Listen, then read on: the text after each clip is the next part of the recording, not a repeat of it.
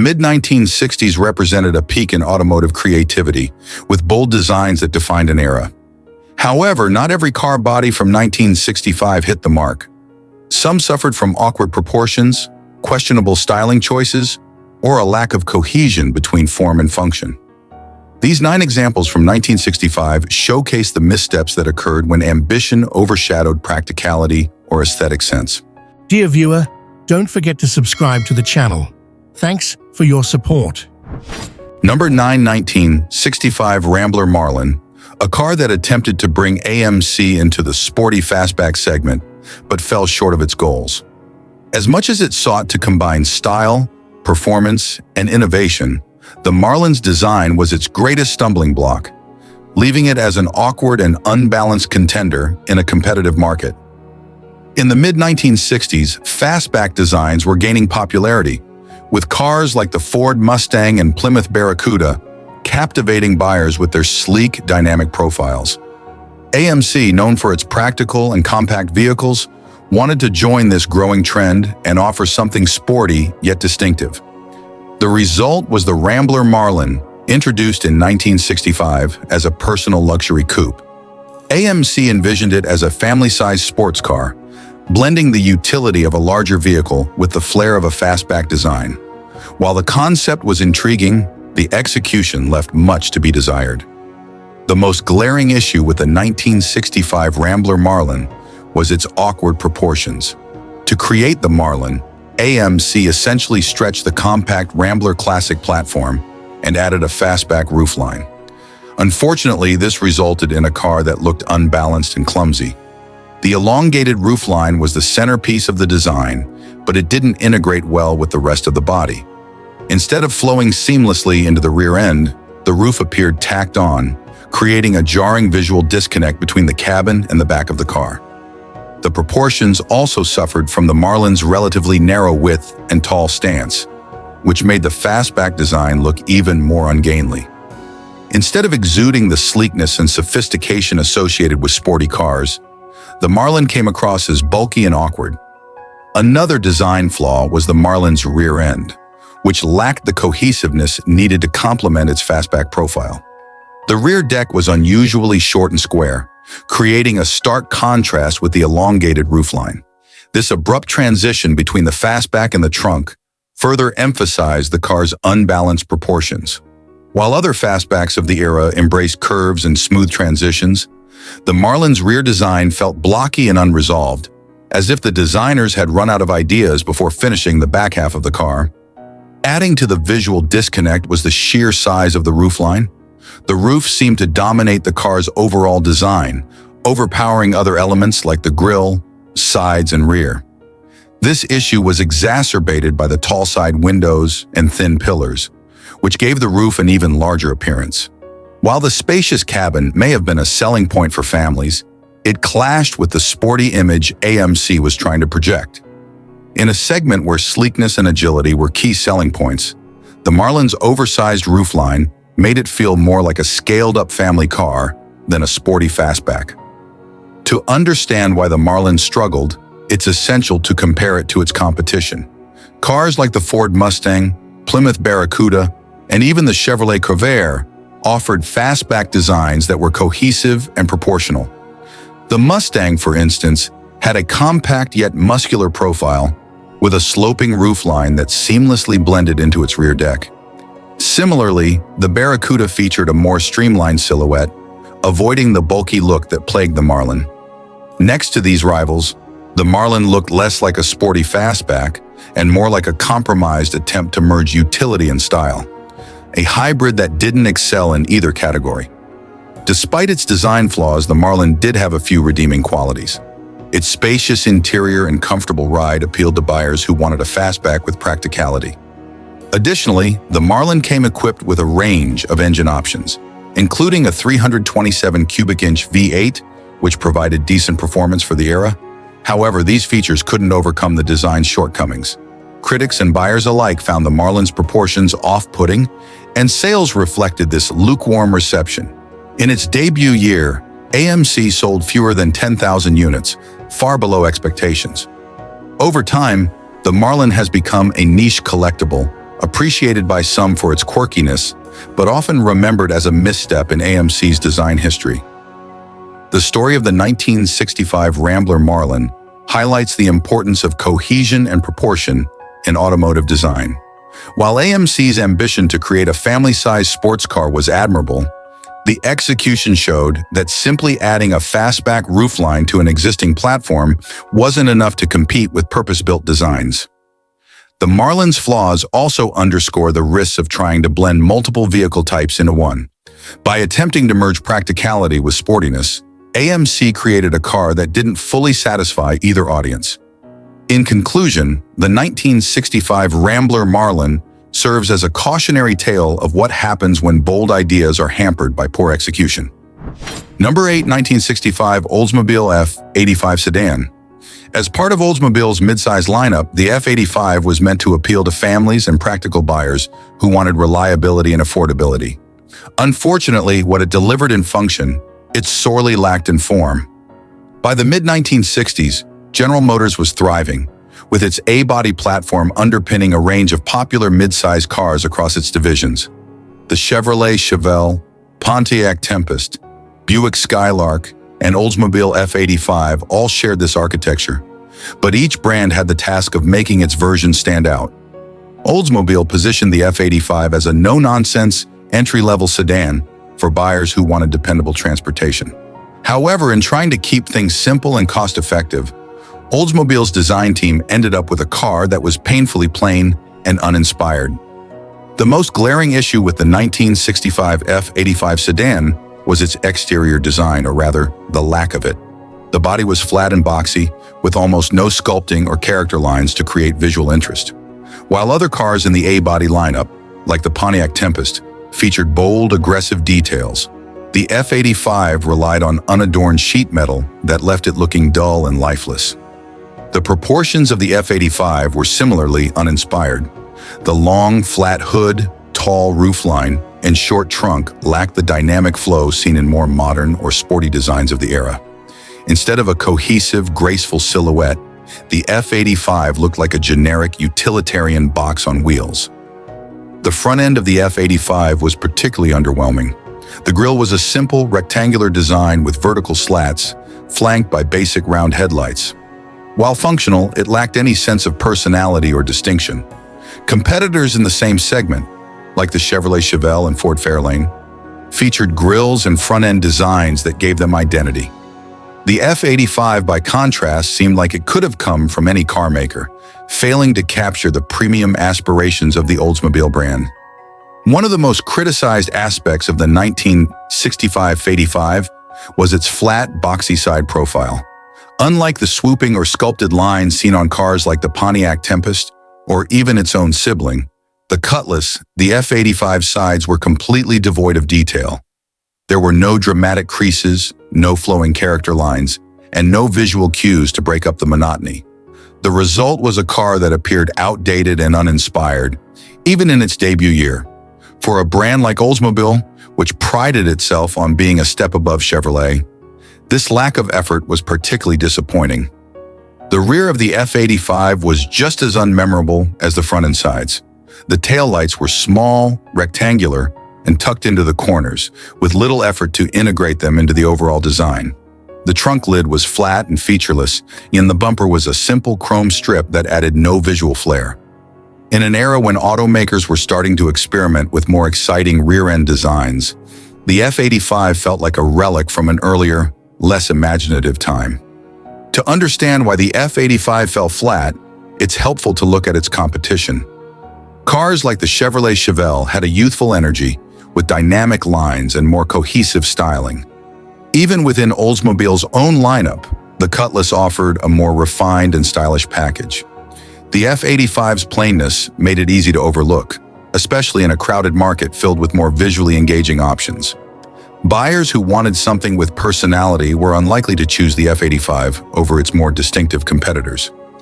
The issues with the F85 extended to the interior as well. While functional and reasonably well-built, the cabin lacked the premium feel buyers expected from Oldsmobile. The materials were basic and the design was unimaginative, with a flat dashboard and plain upholstery. For buyers seeking a mid-size car with a touch of luxury, the F-85's interior failed to deliver. It felt more like an economy car than a step up from Chevrolet's offerings, which further diminished its appeal. The 1965 Oldsmobile F-85 sedan serves as a prime example of what happens when practicality overshadows creativity in automotive design. While it was a reliable and functional vehicle, it lacked the visual appeal and personality needed to stand out in a competitive market. Today, the F-85 is often forgotten, overshadowed by more memorable cars from the same era. Its plain, uninspired design has ensured that it remains an overlooked footnote in Oldsmobile's history. The story of the 1965 Oldsmobile F-85 sedan highlights the importance of design in creating a successful car. Even in the mid-size segment, where practicality often takes precedence, buyers still want a car that looks and feels special. Number 7, 1965 Dodge Polara Sedan, a full-size car that exemplifies how design missteps can hinder a vehicle's appeal. While Dodge intended the Polara to compete in the highly competitive, full-size market, its awkward proportions, excessive chrome accents, and uninspired roofline ultimately made it a misfire. In the mid-1960s, Dodge was trying to carve out a stronger identity within Chrysler Corporation's portfolio. Positioned as a step up from Plymouth and below Chrysler's luxury models, Dodge aimed to appeal to middle-class buyers seeking stylish yet practical vehicles. The Polara was Dodge's flagship full-size sedan, a vehicle meant to convey both substance and sophistication. Unfortunately, in 1965, the Polara struggled to deliver on these expectations, particularly in its sedan configuration. The design choices were neither bold enough to stand out, nor refined enough to exude true class. One of the most glaring issues with the 1965 Polara sedan was its bloated overall appearance. Dodge opted for a large, full-size body, but the proportions felt ungainly rather than imposing. The Polara's long hood and oversized front grille combined with a tall, boxy roofline, making the car appear top-heavy and awkward. Unlike competitors such as the Chevrolet Impala or Ford Galaxy, which managed to balance their proportions with sleeker rooflines and better integrated body lines, the Polara came across as bulky and heavy-handed. It lacked the grace and flow that full-size buyers often sought. Another significant issue was the excessive use of chrome accents. While chrome was a hallmark of the 1960s, Dodge went overboard with the Polara, adding shiny trim to areas that didn't need it. The grille featured a busy design with thick chrome horizontal bars that dominated the front end, giving it a garish, overstated look. This excessive detailing carried over to the sides, where chrome strips ran along the body, attempting to create visual interest, but instead emphasizing the Polara's lack of cohesive design. This overuse of chrome wasn't just a matter of taste. It also made the Polara look older than it was, as the industry was already moving toward cleaner, more minimalist designs by 1965. The Polara's roofline was another area where the design fell short. The squared-off shape of the roof was out of sync with the rest of the car, and it added to the impression of bulkiness. Instead of offering a sleek, streamlined profile, the tall and boxy roofline made the Polara look dated and utilitarian. Competitors like the Chevrolet Impala and Pontiac Bonneville were already adopting lower, more aerodynamic rooflines that gave their full-size sedans a modern, sporty feel. The Polara's roof, in contrast, looked like an afterthought. Practical, perhaps, but hardly appealing. One of the Polara's biggest challenges was its failure to establish a clear identity. While Dodge wanted it to be a sophisticated yet accessible full-size sedan, the design didn't support that vision. The Polara lacked the bold styling of its Chrysler cousins and the youthful energy of its Plymouth siblings. Instead, it landed in an uninspiring middle ground. Too plain to be luxurious and too clunky to be sporty. Buyers were left wondering what the Polara was trying to be, and many ultimately turned to competitors that offered more cohesive packages. To better understand the Polara's shortcomings, let's compare it to some of its contemporaries. The Chevrolet Impala, for example, offered a more balanced design with sleek, flowing lines and just the right amount of chrome. The Ford Galaxy 500 managed to combine a commanding presence with modern styling cues that felt fresh and exciting.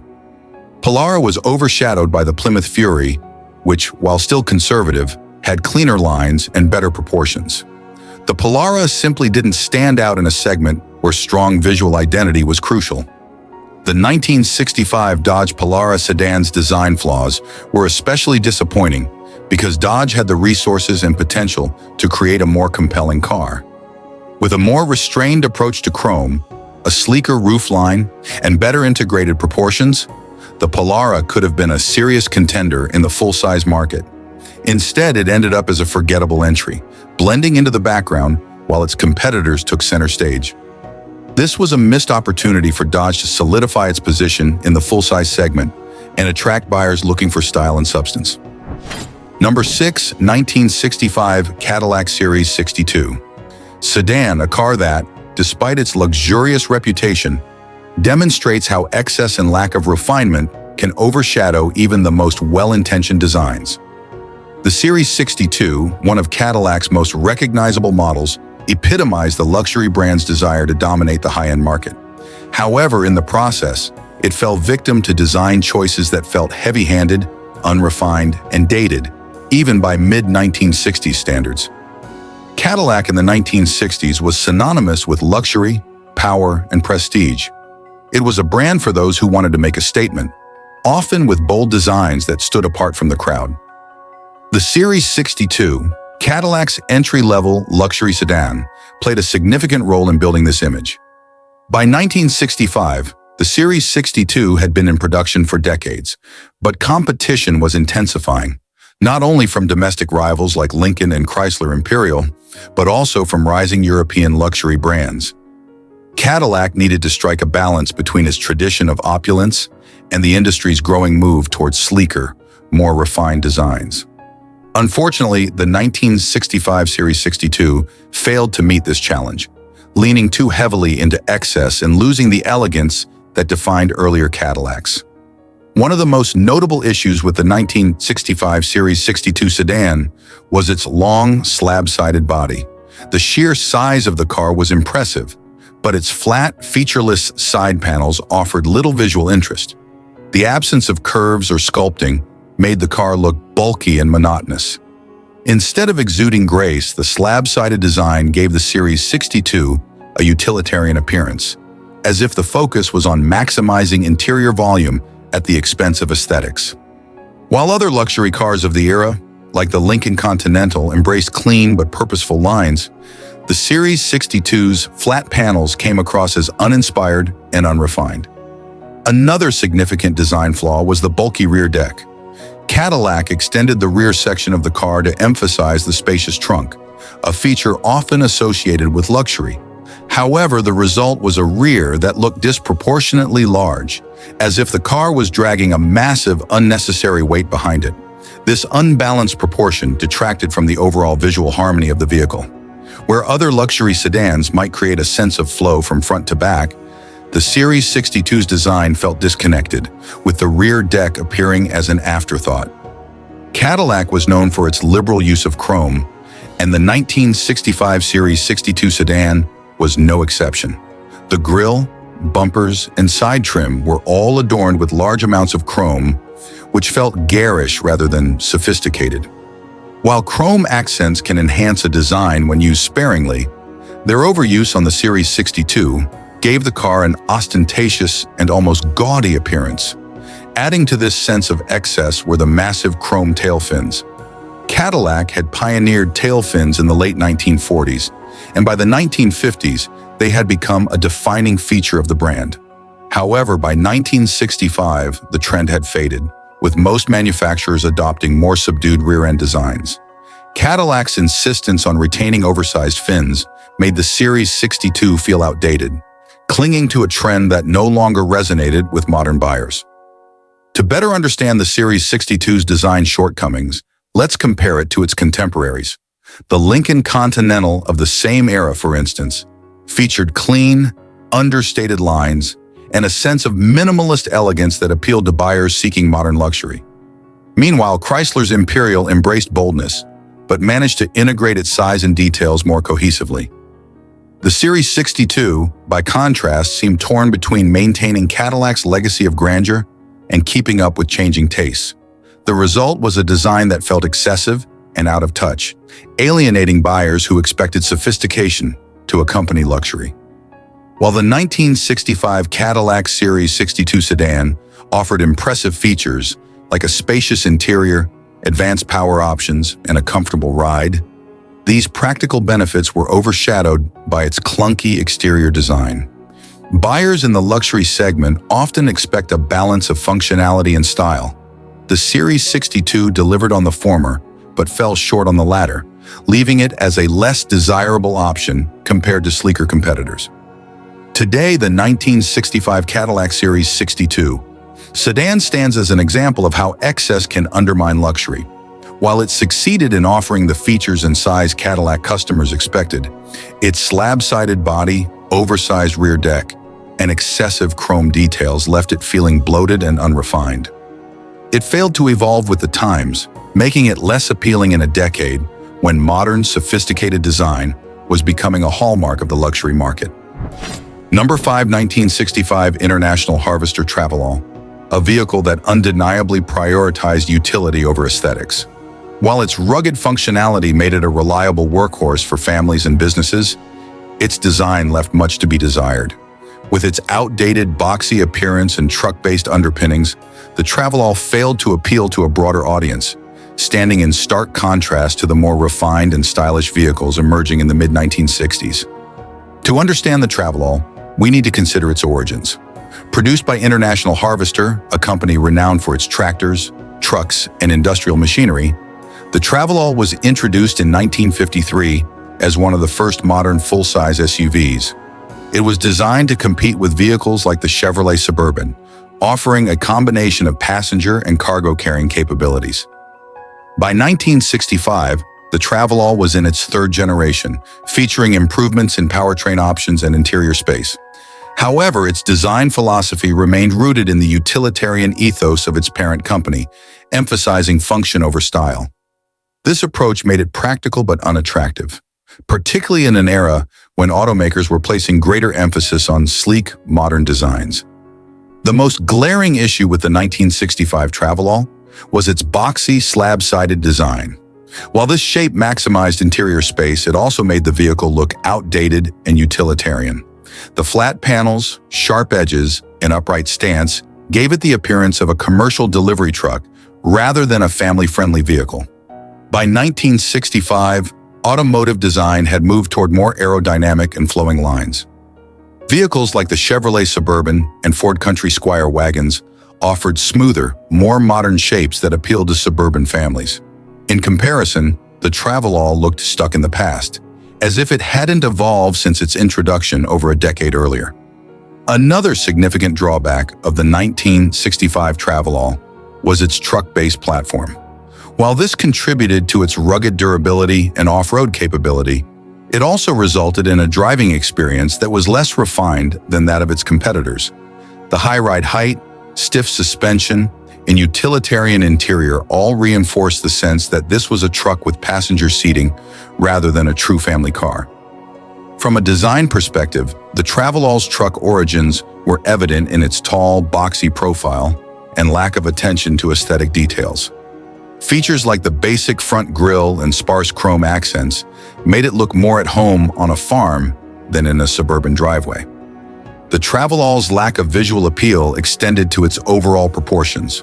The long, flat roofline and squared-off rear gave it an unbalanced look, while the small, basic windows and lack of ornamentation did little to add interest. In an era when even utilitarian vehicles were starting to incorporate stylistic flourishes, the Travelall's plainness made it seem like a relic. Moreover, the Travelall's color options and trim levels were limited, further detracting from its ability to compete with more visually appealing family vehicles. While competitors were offering stylish two-tone paint schemes and flashy chrome accents, the Travelall seemed to double down on its workmanlike image, leaving it out of step with market trends. To be fair, the 1965 Travelall excelled in practicality. It offered generous seating for up to 9 passengers, ample cargo space, and robust towing capabilities. For buyers who prioritized function above all else, it was a dependable choice. However, by the mid-1960s, the SUV market was beginning to expand beyond utility buyers to include families and individuals who valued a combination of practicality and style. Vehicles like the Jeep Wagoneer and Ford Country Squire proved that it was possible to blend ruggedness with refinement, setting a new standard for the segment. The Travelall's failure to adapt to these changing expectations left it behind in a rapidly evolving market. The 1965 International Harvester Travelall represents a pivotal moment in automotive history, a time when the SUV segment was beginning to transition from purely utilitarian vehicles to more versatile, stylish options. While the Travelall deserves credit for its durability and practicality, its dated design and truck-like nature limited its appeal, particularly as competitors began to offer more refined alternatives. Today, the Travelall holds a nostalgic charm for enthusiasts of vintage utility vehicles, but it also serves as a reminder of the importance of balancing form and function. In a world where buyers increasingly expect their vehicles to do it all, carry cargo, transport families, and look good doing it, the Travelall's shortcomings underscore how crucial design evolution is in staying relevant. Number 4. 1965 Pontiac Bonneville Convertible, a car that represented Pontiac's pursuit of big, bold luxury, but struggled to balance its imposing proportions with the elegance expected of a convertible. While it offered power and comfort, its bloated design and unwieldy appearance highlighted the challenges of translating massive full-size proportions into an open-top format. The Bonneville nameplate was a flagship for Pontiac, representing luxury, power, and innovation. By the mid-1960s, Pontiac was riding high, known for blending performance with style. The 1965 Bonneville was built on GM's new B-body platform, which introduced clean, wide designs with stacked headlights, a longer wheelbase, and more interior space. At the time, the Bonneville lineup was available in multiple body styles, including sedans, coupes, and convertibles. The convertible aimed to capture buyers who wanted open-air driving with a touch of luxury and flair. However, in attempting to deliver grandeur and opulence, the 1965 Bonneville convertible ended up feeling overly bulky and awkward, particularly with the top down. The first issue with the Bonneville convertible was its sheer size. Measuring over 220 inches long, it was one of the largest cars in Pontiac's lineup, and this length wasn't effectively balanced in its design. The stretched proportions gave the car a ponderous, heavy appearance, especially with the top retracted, exposing a long, flat rear deck that seemed to stretch on endlessly. While large convertibles often exude elegance, the Bonneville lacked the visual balance necessary to make its size feel graceful. The expansive hood and deck lid overpowered the rest of the design, creating a look that felt more cumbersome than luxurious. The car seemed to emphasize size for size's sake, which detracted from its appeal as an open-top vehicle meant to convey freedom and sophistication. The Bonneville convertible's styling was consistent with Pontiac's overall design language for 1965, but elements that worked well on the hardtop versions fell flat in the convertible. While distinctive, the stacked headlights added visual height to the front end, making the car appear even bulkier when viewed head-on. The generous chrome accents, particularly on the grille and along the sides, felt overdone, contributing to the car's heavy-handed design. Rather than adding a touch of refinement, the chrome drew attention to the car's already massive dimensions. The rear styling of the Bonneville convertible, with its wide, flat deck lid and simplistic taillights, lacked the sophistication and detail needed to break up the visual mass. With the top down, this area dominated the car's profile, making it feel unbalanced and awkward. Beyond its design issues, the Bonneville convertible's size also introduced practical drawbacks. Tipping the scales at nearly 4,300 pounds, the car was heavy even by full-size convertible standards. This weight dulled its performance, even with the robust 389 cubic inch V8 under the hood. The car's acceleration and handling felt more suited to a land yacht than a dynamic convertible. Despite its massive exterior, the convertible's interior didn't feel particularly spacious. The wide body and thick doors meant that much of the car's bulk didn't translate into usable room for passengers, particularly in the rear seats. The Bonneville convertible's long wheelbase and overall heft made it challenging to maneuver, especially in urban environments. Tight corners and parking spaces were not its friends, further reinforcing its image as a cumbersome cruiser rather than a nimble, fun-to-drive convertible. By 1965, convertibles were still a popular choice for buyers seeking sporty, stylish vehicles, but competition was fierce. Models like the Ford Mustang convertible and Chevrolet Impala convertible offered similar open-top experiences with better proportions and more contemporary styling. These cars emphasize sleekness and balance, qualities that the Bonneville convertible struggled to achieve. Pontiac's attempt to make the Bonneville convertible both luxurious and imposing ultimately worked against it, as the car ended up feeling excessive rather than elegant. The 1965 Pontiac Bonneville convertible stands as an example of how sheer size can become a liability in automotive design. While it delivered the power and comfort expected of a flagship vehicle, its bloated proportions and awkward styling limited its appeal as a convertible.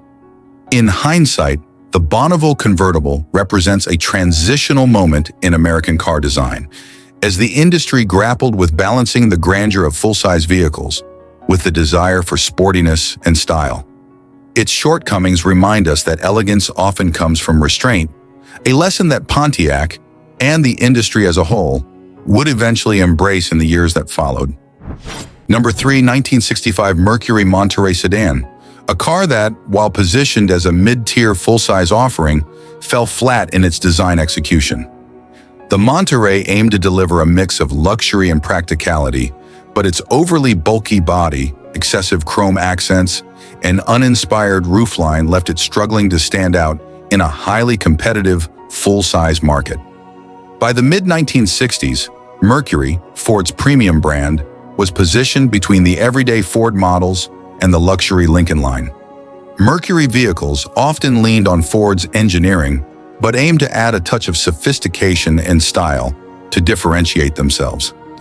In 1965, Mercury introduced an updated design language across its lineup. The Monterey, serving as the entry-level full-size model, adopted many of the same cues as its more upscale siblings, the Montclair and Park Lane. While the Monterey sedan had solid underpinnings and a respectable reputation for comfort and performance, its design choices hindered its appeal, especially compared to rivals like the Pontiac Catalina or Chevrolet Impala. The first issue with the 1965 Monterey sedan was its sheer bulk.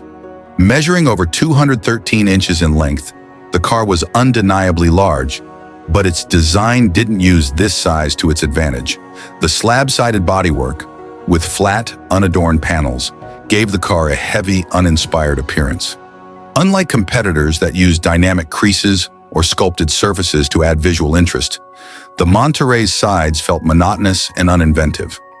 Mercury seemed to rely heavily on chrome trim to add an air of sophistication, but the approach backfired. The wide chrome strip running along the body sides and the large grille dominated the car's aesthetic, making it feel dated and garish rather than sleek or luxurious. While chrome could work well in moderation, the Monterey's overuse made it seem like Mercury was compensating for the lack of distinctive design elements elsewhere on the car. The roofline of the sedan was another point of criticism. While hardtop models in the Monterey lineup featured sleeker, more flowing roof designs, the sedan's upright, boxy roofline looked utilitarian and unbalanced. The sharp angle of the C-pillar and the relatively small rear window gave the car an awkward profile, lacking the elegance or sportiness that buyers of the era sought in their full-size sedans. To better understand the Monterey sedan's design challenges, let's briefly compare it to some of its competitors. The Impala's 1965 redesign featured a long, flowing silhouette with a rakish roofline and restrained chrome accents, striking a balance between elegance and dynamism. Pontiac's full-size offering emphasized sporty styling, with crisp lines, a wide stance, and an aggressive grille. It felt youthful and energetic, traits that the Monterey lacked. Even Dodge, typically more utilitarian, delivered a cleaner and more cohesive design with the Polara, blending bold proportions with simplicity. Compared to these competitors, the 1965 Mercury Monterey sedan felt like it was stuck in the past, clinging to the overstyled design trends of the late 1950s and early 1960s. The Monterey's bulky design also introduced practical issues. The sedan's upright roofline and small rear window hindered rear visibility, a problem that was increasingly noticeable in an era where competitors were embracing larger glass areas. Despite its large exterior dimensions, the interior didn't feel particularly spacious or airy. The upright roofline created a more utilitarian cabin, which felt at odds with Mercury's ambition to position the Monterey as a stylish and premium offering. The Monterey's hefty body contributed to its ponderous handling. While the available V8 engines provided adequate power, the car's size and weight made it feel less nimble than its rivals, detracting from the driving experience. The 1965 Mercury Monterey sedan is a prime example of a car that played it too safe in a time of rapid design innovation. Its overly bulky body, heavy-handed use of chrome, and uninspired roofline made it feel outdated in a market that was quickly moving towards sleeker, more forward-thinking designs. In hindsight, the Monterey represents the challenges faced by mid-tier brands like Mercury, which often struggled to carve out a distinct identity. While it wasn't a bad car mechanically, its lack of visual appeal and failure to capture the excitement of the era ultimately relegated it to the shadows of automotive history. Number 2, 1965 Studebaker Commander Sedan, a vehicle that represents an intriguing case in automotive design history.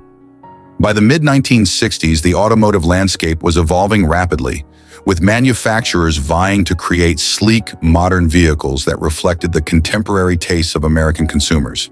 However, the Commander sedan, with its outdated design and awkward proportions, felt like a relic from a bygone era, leaving it struggling for relevance in an increasingly competitive market. Studebaker, once a prominent name in American automotive history, had been struggling to keep pace with the rapid changes occurring in the industry. The company had faced financial difficulties, and by 1965, it was clear that the traditional designs that had served them well in earlier decades were no longer appealing to consumers. The Commander, originally introduced in the late 1940s, had undergone various updates over the years. But by the time the mid-1960s rolled around, its design had begun to show its age. As competitors embraced forward-thinking styling and innovative features, the Commander was left behind, struggling to attract buyers looking for modernity and sophistication. The first major issue with the 1965 Commander was its squared-off body, which looked dated compared to the more streamlined designs of contemporary sedans. While many automakers were introducing sleek lines and aerodynamic shapes, the Commander maintained a boxy profile that lacked the dynamism consumers craved. This squared-off design, reminiscent of earlier 1950s cars, made the Commander feel more like a museum piece than a modern vehicle. It projected a sense of stagnation rather than progress, ultimately making it less desirable in a market that favored innovation. The Commander's tall, upright profile further emphasized its outdated design. While this shape might have offered a sense of spaciousness, it also contributed to a bulky, unrefined appearance. In an era where lower, sportier profiles were becoming increasingly popular, the Commander's high roofline and vertical stance made it feel cumbersome and unappealing. It lacked the sleekness and sophistication that consumers were beginning to expect from their vehicles. In addition to its overall shape, the Commander's design suffered from a lack of detailing. Competitors were experimenting with creative grills, taillights, and chrome accents, but the Commander appeared flat and plain. Its front end lacked character, with a simple grille and uninspired headlights that did little to capture attention.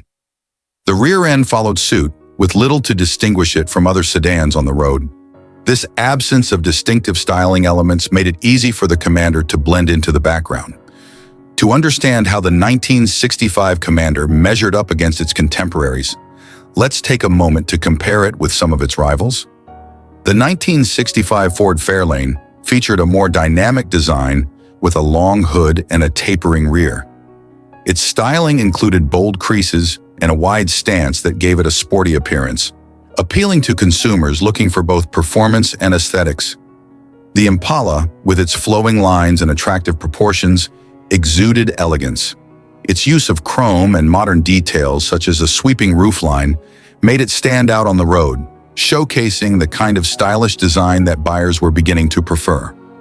Plymouth's Fury offered a mix of bold styling and practicality. Its low, wide stance and distinctive grille design gave it a contemporary edge that the Commander simply could not match. Compared to these competitors, the 1965 Studebaker Commander sedan felt increasingly irrelevant, trapped in a time warp that limited its appeal to a broader audience. In addition to its aesthetic issues, the Commander also faced practical drawbacks. The tall, boxy design contributed to less than ideal handling characteristics. While the Commander was equipped with capable engines, the overall feel of the car was more cumbersome than nimble. This detracted from the driving experience, especially when compared to more modern competitors that emphasize sportier handling. Although the Commander offered a spacious interior, the design did not translate well to comfort. The upright seating position, combined with the tall roofline, created a more utilitarian cabin that felt less refined than competitors' interiors. In a market that was increasingly gravitating toward stylish, sporty sedans, the Commander's outdated design made it difficult for Studebaker to position the vehicle effectively. The lack of modern features and appealing design elements limited its appeal to a shrinking customer base. Number 1, 1965, Oldsmobile Jetstar 88 Sedan, a vehicle that represents a fascinating intersection of ambition and miscalculation in automotive styling. Launched during a time when American manufacturers were trying to capture the market with bold, eye-catching designs, the Jetstar 88 struggled with its proportions and overall aesthetic appeal, leading it to fall short of expectations in a highly competitive landscape. In the mid-1960s, Oldsmobile was in a transitional phase, aiming to position itself as a leader in the automotive industry while competing against other giants like Chevrolet, Ford, and Chrysler. The Jetstar 88 was intended to attract buyers with its modern design and features, tapping into the growing desire for stylish sedans that combine performance with comfort. However, despite its ambitions, the Jetstar 88 was a product of a time when Oldsmobile was still finding its design identity. The company was known for its innovative engineering, but the Jetstar's design choices left many consumers scratching their heads, struggling to reconcile its wide body with awkward proportions and excessive chrome accents. One of the most significant issues with the 1965 Jetstar 88 was its proportional imbalance. The vehicle featured a wide body that was meant to convey stability and presence on the road. However, the narrow roofline failed to complement this width, creating a visual disconnect that made the sedan feel awkward and clumsy. This imbalance detracted from the overall aesthetic, leading to a design that appeared heavy on the bottom while lacking elegance in the upper body. In an era where sleek, cohesive designs were becoming the standard, the Jetstar 88's proportions felt outdated and misguided. The design of the Jetstar 88 also suffered from an overzealous application of chrome accents. While chrome detailing was a hallmark of many luxury vehicles at the time, the Jetstar 88 took it to an extreme, making it appear flashy rather than refined. The extensive chrome trim around the windows, along the sides and on the grille, created a sense of visual clutter that detracted from the car's overall sophistication. Instead of enhancing its appeal, the excessive chrome made the Jetstar 88 look garish and less elegant, which was not the impression Oldsmobile intended to convey. While the Jetstar 88 aimed to be a standout model, its design lacked distinctive features that would set it apart from its competitors. Many cars of this era were incorporating unique grilles, innovative taillights, and distinct body lines that created a memorable impression. In contrast, the Jetstar 88 styling was relatively generic, with flat surfaces and little to excite the eye. This lack of distinctive characteristics made it easy for the vehicle to blend into the crowd, failing to leave a lasting impression on potential buyers. To better understand how the Jetstar 88 stacked up against its contemporaries, let's consider some key competitors from 1965. The Chevrolet Impala of this era boasted a more cohesive design with a low, sweeping roofline and well-integrated chrome accents. The Impala's proportions conveyed a sense of grace and style that resonated with consumers, helping it become one of the best-selling cars of the decade. The Ford Galaxy also showcased a well-balanced design with smooth lines and a proportionate stance. Its use of chrome was judicious, enhancing the vehicle's appeal without overwhelming the overall design. The Galaxy effectively combined elegance with a sporty edge, making it a popular choice among buyers. Plymouth's Fury featured a more aggressive stance with defined lines and an appealing front end. Its design captured the spirit of the times while offering buyers a stylish and sporty vehicle that felt modern and desirable. Compared to these competitors, the 1965 Oldsmobile Jetstar 88 struggled to make a memorable mark, falling short in both style and market appeal. In addition to its aesthetic shortcomings, the Jetstar 88 faced practical issues. The design choices that resulted in awkward proportions also translated into handling characteristics. While the Jetstar 88 offered a powerful engine, the heavy body and poor weight distribution led to a less-than-ideal driving experience. Many buyers found that the handling did not match the performance expectations associated with the Oldsmobile brand. The Jetstar 88's design did not translate into a particularly inviting interior. While the sedan aimed to provide comfort and space, the narrow roofline restricted headroom, particularly for rear-seat passengers. This lack of comfort and usability was a significant drawback, especially in a market that was increasingly prioritizing passenger experience. As Oldsmobile sought to capture the attention of buyers in a competitive market, the Jetstar 88's missteps in design made it difficult to position the vehicle effectively.